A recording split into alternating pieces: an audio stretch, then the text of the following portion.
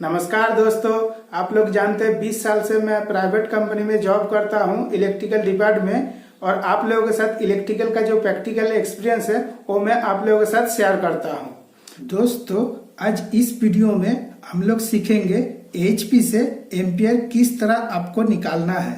चाहे आपके पास single phase का मोटर हो या 3 फेज का मोटर हो, एम्पियर या करंट आपको किस तरह कैलकुलेट करके निकालना है। आपके पास चाहे 5 HP का मोटर हो या 10 HP या 50 HP, कोई भी मोटर रहे तो आप आराम से कोई भी मोटर का करंट आपको किस तरह निकालना है। तो दोस्तों, आज इस वीडियो में हम लोग सीखेंगे HP से एम्पियर निकालना। दोस्तों, सबसे पहले जो HP है, जैसे ये 5 HP मोटर है या 10 HP है या 50 HP है, सबसे पहले हम लोगों को जानना जरूरी है कि एक HP मतलब कितना होता है। दोस्तों, एक HP मतलब आपको 746 वाट होता है। तो आज दोस्तों मैं आपको 10 HP मोटर का करंट निकाल कर बताऊंगा। इससे क्या होगा, आपका पूरा डाउट क्लियर हो जाएगा, कोई दिक्कत नहीं रहेगा। तो दोस्तों, एक HP मतलब हमारा 746 वाट होता है। तो हम 10 HP मोटर का करंट निकालेंगे तो 10 HP इंटू 746 वाट। इसको क्या करना है दोस्तों, सबसे पहले ये जो HP है इस HP को वाट में बदलना है। तो वाट में बदलने के लिए एक HP बराबर हमारा 746 वाट है। तो हमारा 10 HP इंटू 746 वाट मतलब 7460 वाट, 7460 वाट हम निकाल लिए हैं। अब क्या होगा, इस तरह समझाने से आपको एक बार में समझ पे भी आ जाएगा और कोई दिक्कत भी नहीं रहेगा। दोस्तों, ये हो गया हमारा 7460 वाट 10 HP का मोटर में। दोस्तों, कोई भी मोटर का आप एम्पियर जब निकालिएगा तो कुछ चीज आपको जानना बहुत जरूरी है। चाहे आपके पास सिंगल फेज का मोटर हो या 3 फेज का मोटर हो, तो मोटर में कोई भी मोटर रहे, चाहे आपका सिंगल फेज का रहे या डबल फेज का रहे, मोटर का नेम प्लेट में एक पावर फैक्टर दिया हुआ रहता है। पावर फैक्टर के बारे में मैं जब वीडियो बनाऊंगा तो आपको पूरा डिटेल समझा दूंगा। इस वीडियो में हम आज आप लोगों को बता रहे हैं एचपी से एम्पियर आपको किस तरह निकालना है। तो हमारा जो सिंगल फेज का मोटर है उसमें हम लोग जब कैलकुलेशन करते हैं तो उसमें जो सिंगल फेज का मोटर रहता है उसमें आपका 0.5 पावर फैक्टर रहता है, और जो हमारा 3 फेज का मोटर है उसमें आपका पावर फैक्टर 0.8 रहता है। दोस्तों, कोई भी मोटर का एम्पियर निकालने से पहले मोटर का वोल्टेज के बारे में भी जानना बहुत जरूरी है। जैसे हमारा सिंगल फेज का मोटर रहेगा तो हमारा 220 वोल्ट रहेगा, और अगर हमारे पास 3 फेज का मोटर रहेगा तो उसमें 415 रहेगा या 440 वोल्ट रहेगा। ये कहाँ पे रहता है दोस्तों, कोई भी मोटर में आप देखिएगा, मोटर का जो भी नेम प्लेट रहेगा, नेम प्लेट में ये वोल्टेज दिया हुआ रहता है। चाहे आपका 415 वोल्ट भी दिया रहता है, 440 भी दिया रहता है, ये 3 फेज में रहता है। जो हमारा 3 फेज इंडक्शन मोटर होता है, चाहे आपका स्लिवरिंग मोटर हो या इंडक्शन मोटर हो, कोई भी मोटर हो, सब मोटर में आपका वोल्टेज दिया हुआ रहता है।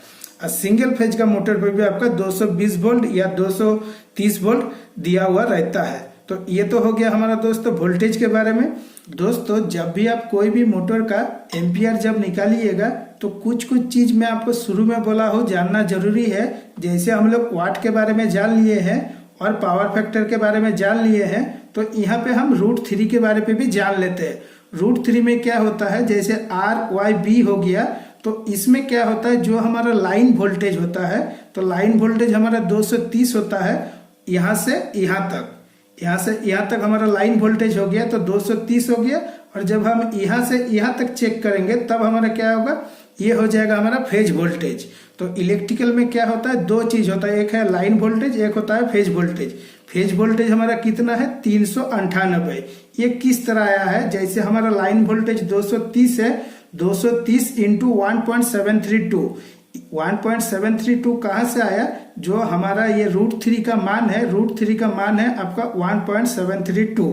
तो 1.732 इंटू 230, तब हमारा क्या हो गया, ये हो गया हमारा फेज वोल्टेज।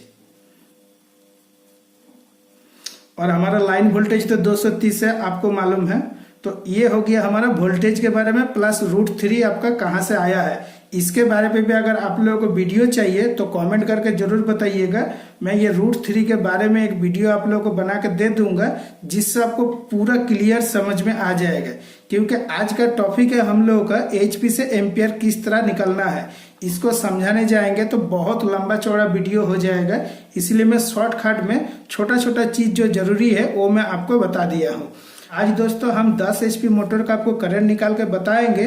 तो करंट निकालने से पहले जैसे ये छोटा छोटा चीज मैं आप लोगों को बता दिया हूँ, अब क्या है इसको हम एक फॉर्मूला में डालेंगे। इससे क्या होगा आपको भी पूरा समझ में आ जाएगा कि कौन सा चीज कहाँ से आया है। तो जब भी आप HP से एम्पियर निकालिएगा तब आपका फॉर्मूला क्या रहेगा √3 into V into I into cos⁵। cos⁵ कहाँ से आया? जो हमारा ये पावर फैक्टर है, पावर फैक्टर को हम लोग cos⁵ बोलते हैं। तो पावर फैक्टर का मान जहां भी बैठाएंगे वहां पे हम लोग cos⁵ लिखते हैं। cos⁵ मतलब पावर फैक्टर। पावर फैक्टर को इस जगह में अब हमको बैठाना है। अब किस तरह इसका फॉर्मूला में हम बैठाएंगे ये आपको जानना बहुत जरूरी है। जैसे हमारा √3 हो गया, तब हम क्या करेंगे I इक्वल टू हम √3 का मान बैठाएंगे 1.732 इंटू हमारा जो वोल्टेज है, वोल्टेज हमारा 415 है, तो 415 यहाँ पर डाल देंगे। और हमारा जो पावर फैक्टर है, हम 10 HP का 3 फेज मोटर का करंट निकाल रहे हैं, तो हम 0.8 आपका पावर फैक्टर भी बैठा देंगे। इसको हम जब कैलकुलेशन करेंगे तब हमारा कितना हो जाएगा, इसका हो जाएगा 575.024। आप लोग भी इस चीज को कैलकुलेशन करके देखिएगा, तब क्या होगा आपका एक्सपीरियंस बहुत तगड़ा हो जाएगा। तो दोस्तों कोई भी मोटर का जब आप करंट निकालिएगा, HP से आपका जब भी कोई भी मोटर का एम्पियर निकालना है तो आपको इस चीज को याद रखना है। जब भी आप कोई भी प्राइवेट कंपनी में इंटरव्यू देने जाइएगा तो ये क्वेश्चन आपको जरूर करेगा कि एक 100 HP का मोटर में करंट कितना लेगा, या 75 HP का मोटर में कितना एम्पियर लेता है, या 15 HP का मोटर में कितना एम्पियर लेगा। 5 HP से लेके 100 HP तक इसमें से कुछ ना कुछ जरूर आपसे पूछेगा कि हमारा 5 HP का मोटर में कितना एम्पियर लेता है। अब इसमें क्या होता है दोस्तों, इसमें 2 तरह का एम्पियर होता है। एक होता है हमारा फुल लोड करंट और दूसरा होता है हमारा स्टार्ट डेल्टा में कितना करंट लेगा। दोस्तों सबसे पहले हम लोग 10 HP मोटर का वाट निकाले थे 7460 वाट, और जो हम फार्मूला में डाल के इसको कैलकुलेशन किए, जैसे हमारा √3 वोल्टेज प्लस पावर फैक्टर, इसको कैलकुलेशन किए तो हमारा 575.024 हो गया। अब इसको क्या करेंगे हम, 10 HP का जो हमारा एम्पियर निकालना है, एम्पियर निकालने के लिए क्या करेंगे 7460 डिवाइड बाय 575.024 कर देंगे। इससे क्या होगा हमारा 10 HP मोटर का फुल लोड एम्पियर आ जाएगा। फुल लोड एम्पियर हमारा कितना आएगा 12.98 एम्पियर आ गया। दोस्तों ये जो 12.98 एम्पियर आया ये हो गया हमारा मोटर का full load ampere. Full load ampere, full load ampere हम लोग कहाँ पे चेक करते हैं, एक होता है आपका लाइन करंट और दूसरा होता है आपका फेज करंट। मतलब एक होता है लाइन एम्पियर, दूसरा होता है फेज एम्पियर। दोस्तों हमारा 10 HP मोटर का फुल लोड करंट हो गया 12.98, तो ये हमारा हो गया लाइन करंट। और एक होता है हमारा फेज करंट। फेज करंट हमारा कहाँ पे होता है, जो हमारा स्टार्ट डेल्टा का मोटर होता है उसमें क्या होता है कि जो 6 गो लीड होता है, एक साइड रिले रहता है, एक साइड आपका रिले नहीं रहता है। तो ये तो हो गया हमारा 12.98 आपका लाइन करंट।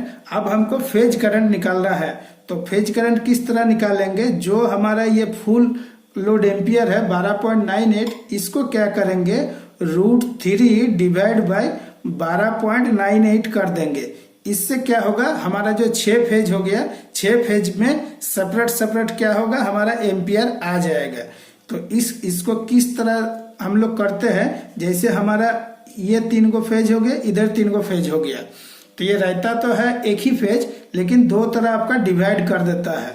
तो इसको हम लोग जब कैलकुलेशन करते हैं तो जो हमारा फुल लोड एम्पियर आता है, फुल लोड एम्पियर के साथ हम लोग √3 देकर डिवाइड कर देते हैं। तो √3 देकर जब हम डिवाइड करेंगे तब हमारा कितना हो जाएगा, तब हमारा एम्पियर हो जाएगा 7.48। ये हो गया हमारा स्टार्ट डेल्टा का एम्पियर। जब हम स्टार्ट डेल्टा में मोटर चलाएंगे तब हमको रिले 7.48 में सेटिंग करना है, और जब हम डायरेक्ट ऑनलाइन स्टार्टर में चलाएंगे तब हमको कितना एम्पियर में सेट करना है, 12.98। ये हो गया दोस्तों हमारा एम्पियर निकालने का सबसे आसान तरीका। अगर वीडियो में कुछ समझ में नहीं आया तो हमको कमेंट करके जरूर बताइएगा। दोस्तों आज इस वीडियो में हम लोग सीखे हैं क्या, मोटर का एम्पियर निकालना, किस तरह आपको एम्पियर निकालना है, एचपी से एम्पियर। अब इसका भी अलग अलग पार्ट होता है, एक होता है आपका किलोवाट से एम्पियर निकाला जाता है, एक होता है आपका एचपी से एम्पियर निकाला जाता है, सबका अलग अलग प्रोसेस है। दोस्तों जब भी आप कोई प्लांट में इंटरव्यू देने जाइएगा, आपको 5 एचपी मोटर का एम्पियर निकालने के लिए बोलेगा तो आप निकाल सकते हैं, या 10 एचपी मोटर का एम्पियर निकालने के लिए बोलेगा तो आप निकाल सकते हैं। तो दोस्तों प्राइवेट कंपनी में क्वेश्चन किस टाइप का आता है, क्वेश्चन मतलब जो आपका सीनियर रहता है वो किस टाइप से आपको पूछता है वो मैं आपको बता दे रहा हूँ।